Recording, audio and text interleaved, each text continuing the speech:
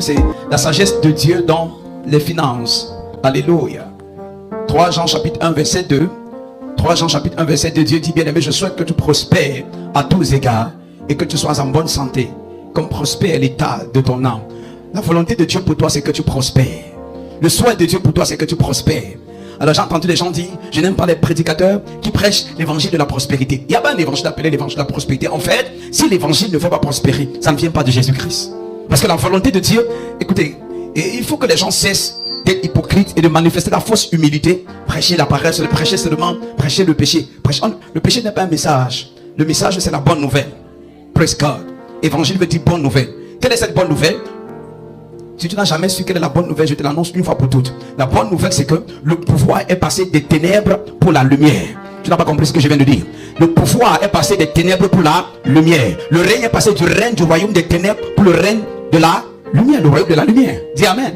Alléluia. Il dit: tout pouvoir m'a été donné. La bonne nouvelle, c'est que maintenant, il dit: voici, il dit, je voyais Satan tomber comme un éclair. Voici, je vous ai donné le pouvoir de marcher sur les serpents, sur les scorpions et sur toute la puissance de l'ennemi. Et il dit: rien ne pourra vous nuire. Donc la bonne nouvelle maintenant, c'est que nous ne sommes plus sujets, alléluia, de la peur, de la maladie, de la pauvreté. Est-ce que vous comprenez? Donc la bonne nouvelle pour quelqu'un qui est malade, c'est quoi? C'est qu'il soit guéri. La bonne nouvelle pour quelqu'un qui est pauvre, c'est qu'il soit riche. Pas étonnant qu'il ait dit que le pauvre dise que je suis riche et que le faible dise que je suis fort. Dis amen.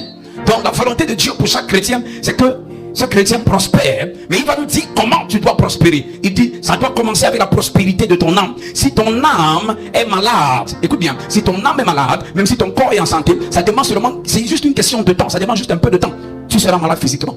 Les gens que vous voyez malades physiquement sont aussi malades dans leur âme. Il y en a qui ont des crises, qui ont des problèmes qui n'ont pas de solution depuis. Il y en a qui ont la frustration, le stress, la colère, le manque, beaucoup de choses. Alléluia. Donc vous voyez, quand quelqu'un est malade physiquement, sachez qu'il est malade aussi spirituellement dans son âme. Son âme aussi souffre. Quelqu'un me dit amen.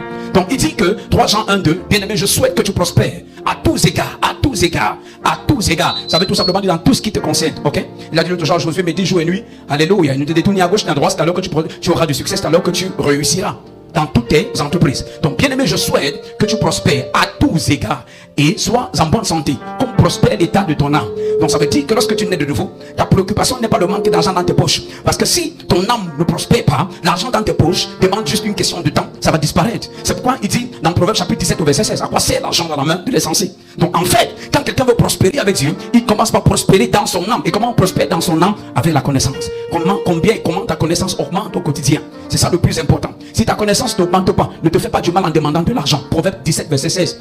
Nous lisons ensemble 1, 2, 3 fort. À quoi sert l'argent dans la main de l'insensé? À acheter la sagesse. Tu as vu? Mais il n'a point de sens. À acheter. Donc tu vois, à quoi? Maintenant les gars, toi tu sais que l'argent sert à payer ta facture, payer le local, payer la maison, acheter les vêtements, payer le transport, acheter les denrées alimentaires, manger. Tu vas nourrir tes enfants, les envoyer à l'école. Mais pour nous, dans notre royaume, boy, l'argent sert à acheter la sagesse. À acheter la sagesse. Il dit: achète la vérité et ne la vends pas. À qui est la vérité? La sagesse est donnée dans la parole. Donc pour nous, l'argent nous sert à développer notre spiritualité, à développer notre vie spirituelle, à développer notre âme. Donc quand quelqu'un a l'argent dans notre royaume, comment reconnaître qu'il est sage? Il achète la Bible. Regarde, Proverbe 23 verset 23. À qui est la vérité et ne la vend pas? Donc on peut vendre la vérité. Il dit: à qui est la vérité? Tu vois, quelqu'un va se compromettre à cause de l'argent. Il est en train de vendre la vérité. Il sait ce que la parole de Dieu dit, mais il fait le contraire. Il vend la vérité. Et il ne peut pas être libre. La Bible dit que vous connaîtrez la vérité vous rendra libre. Donc quand tu as vendu la vérité, tu seras esclave. Pas étonnant que tu vois la prostituée, qu'elle ne soit jamais satisfaite. Elle est insatiable.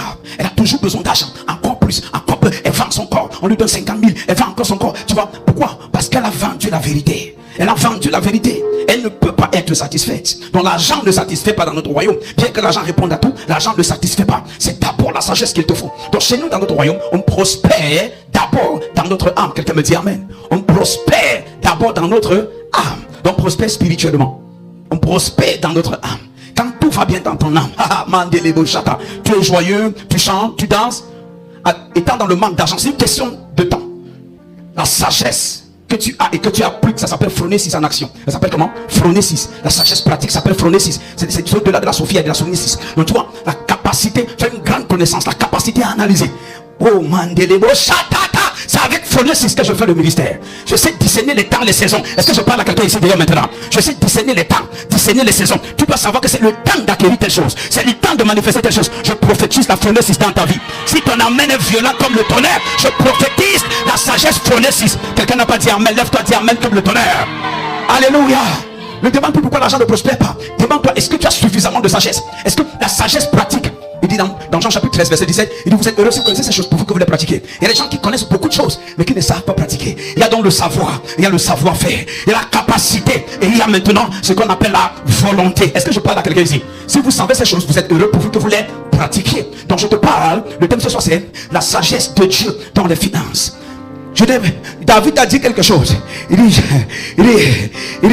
j'ai été jeune, maintenant j'ai vieilli. Il dit, je n'ai pas vu le juste mendier le pain. Tu n'as pas compris. Je n'ai pas vu le juste être abandonné, encore moins sa postérité mendier le pain. Il dit, j'étais jeune, maintenant je suis vieux. Frère, j'étais jeune il y a 14 ans.